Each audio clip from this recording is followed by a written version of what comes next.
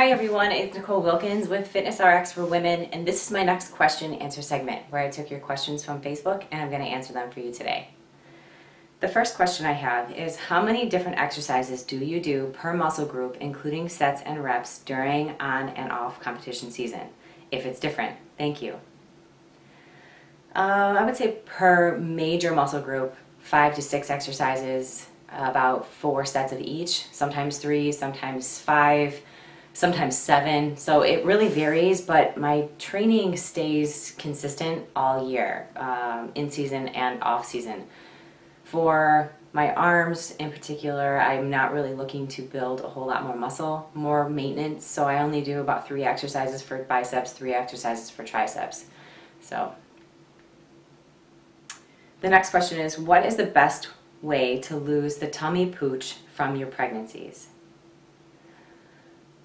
Well, I've never had kids, so I cannot relate 100%. However, there are a couple different pooches that you could be talking about. One could just be body fat. It could be, fluid from if you just recently had the baby. It depends on how long it's been. If it's skin that is loose, that can take a lot longer to tighten up, and some of that may not 100% tighten back up to where it was prior to the pregnancy. But decreasing overall body fat, staying hydrated, working out on a regular basis, keeping your skin moisturized, drinking a lot of water, all of those things can help decrease that tummy pooch. Could you share your opinion about the Smith machine versus the squat rack? Many weightlifting purists are so negative about the Smith machine. Am I really hindering my progress by only using the Smith machine for squats? There are benefits to the Smith machine versus the free weight barbell squat. For beginners who are learning how to, who are building strength and who are getting used to the form of a proper squat, I think the Smith machine is good because it takes out the balance portion of it. You feel more secure. It's on a pulley system, so you don't have to worry about losing, falling forward or leaning too far forward. However, in my opinion, I don't think anything trumps the free weight barbell squat. It's a compound movement, so you're working multiple muscle groups at one time. You're working your balance, and it's also really important to develop the form for that. So if you're always doing Smith machine squats, when you go into a barbell squat, it's a lot more challenging, you will find. So I like to do both.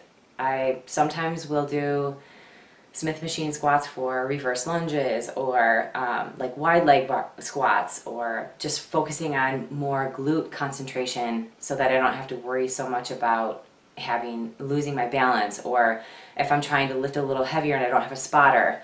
Those are when the Smith machine can come in handy. But I don't think that you should only do the Smith machine. I think you should do a mix of both. I know that you should get protein intake within 45 minutes of working out, but I would like to know how many times should a protein shake be drank during the day when you're lifting weights. For example, 1 in the morning, 1 after workout, and 1 before bed. Protein powder is a very quick and easy source of protein. You could replace protein powder with any sorts of lean protein or egg whites, or any other type of lean protein source. The times that you want to have a protein shake is when you need the protein to get into your system fast. Quick and easy source. So the best time to have it is post-workout, because you need it to get into your system quickly after your training session, or during another time during the day when you kind of maybe in a rush. For example, if you're rushing out the door for breakfast or for work in the morning and you need to have breakfast, then a protein shake with some fruit in it is a great way to eat something rather than nothing. So I don't really recommend having more than 2 shakes a day. I think that whole foods are really important, and a lot of protein shakes do have artificial stuff in it and sweet fillers, and I think a balance of both is great. So majority of your foods should not come from supplements. Supplements just supplement a solid diet. And the last question I have is, I'm training for figure, and how do I get that cap on my shoulders? Well, the only way you are going to see the cap in your shoulders is by building the muscle there. So make sure that you're lifting heavy shoulders in all different angles. So make sure that you're doing presses, fronts, sides, rears, so you're hitting all sides of the shoulder and hitting them consistently, really challenging yourself, getting good blood flow to the area when you're training so that you feel that pump, that burning when you're working out. And if you want to hit it twice a week, you could hit it twice a week, but make sure you're allowing enough recovery between your workouts. So those are my questions for this week. And until next week, keep asking your questions on the FitnessRx for Women Facebook page, and I'll be back here every Friday to answer them for you. Until then, keep living the fit life.